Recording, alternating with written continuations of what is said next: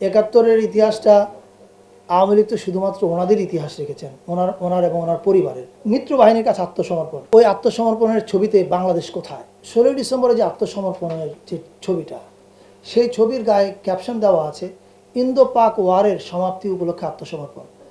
এখন ইন্দো পাক ওয়ারের যে ন্যারেটিভ, এটা তো ভারতের ন্যারেটিভ। আমার বাংলাদেশের ন্যারেটিভ কি? আমার বাংলাদেশের ন্যারেটিভ হচ্ছে এটা আমার মুক্তিযুদ্ধ এবং এটা আমার বিজয় এবং মিত্র বাহিনীর কাছে আত্মসমর্পণ।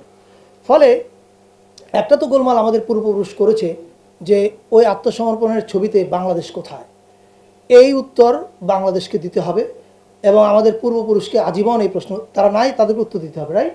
এখন যখন আপনি আপনার মিউজিয়ামে এই ছবিটার মধ্যে এই ক্যাপশনটা লাগান, তখন কিন্তু আপনি একটা ভুল রাজনীতির দিকে আগান। ফলে ওই কারণে আমি বলেছি রাজনীতিকরণ। আমাদের তো ইতিহাস 71 থেকেও শুরু হয়নি, 47 থেকেও শুরু হয়নি, কয়েক হাজার বছর ইতিহাস। আপনি দেখবেন যে আমাদের বুদ্ধিজীবীগণ ইতিহাসের কথা বললে 52 আগে আর যেতে চান না। আমরা তো একদিনে এই জায়গায় আসিনি, আমরা একটা জার্নির ভেতর দিয়ে এখানে এসেছি। 25 বছরের ওয়ারেন্টিযুক্ত দীর্ঘস্থায়ী দরজা, প্রোটেক্টর, আধুনিক ও মজবুত দরজা। এবং জাদুঘরের কাজ কিন্তু আমাদের এই যে জার্নি, জাতি হিসেবে যে আমরা এসেছি, এর যা যা মানে ফ্যাক্টস এবং যার যা নমুনা, যা যা তারা হাজির করতে পারে, সংগ্রহ করতে পারে, এগুলো ওই মেরিনাপা যেরকম বলছিলেন যে নানান স্পেশাল কিউরেটোরিয়াল প্রজেক্ট হতে পারে, যে 18 সালের কোনো 18 শতাব্দীর কোনো কিছু নিয়ে ওনারা একটা কিউরেটোরিয়াল প্রজেক্ট করতে পারে।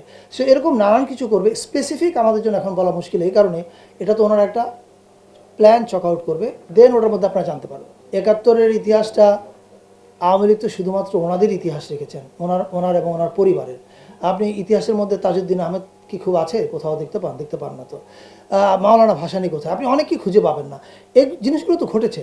আমরা কেউ বলছি না যে বাংলাদেশের স্বাধীনতা যুদ্ধ যখন হয়েছিল তখন ওই আন্দোলনে আওয়ামী লীগ ছিল না, আওয়ামী লীগের নেতৃত্বে আন্দোলন হয়, এটা কেউ বলছে না। কিন্তু আওয়ামী লীগ মাত্র কি এক ব্যক্তি?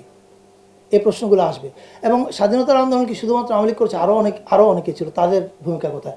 এই প্রসঙ্গগুলো তো আছে, এটা আমার বলবার কোনো অপেক্ষা রাখে না।